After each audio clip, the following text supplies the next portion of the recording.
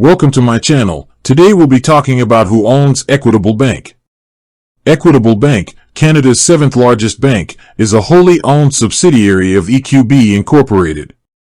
This means that EQB Incorporated is its parent company.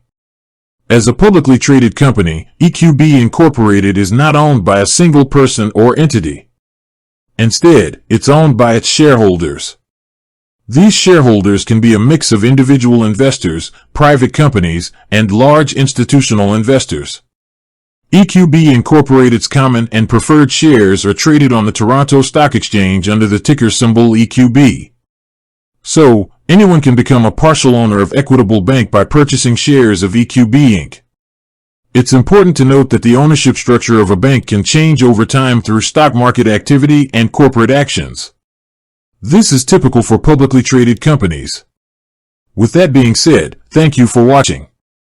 For more finance videos, kindly check my page. Please like, share, comment, and subscribe to my channel. Thank you.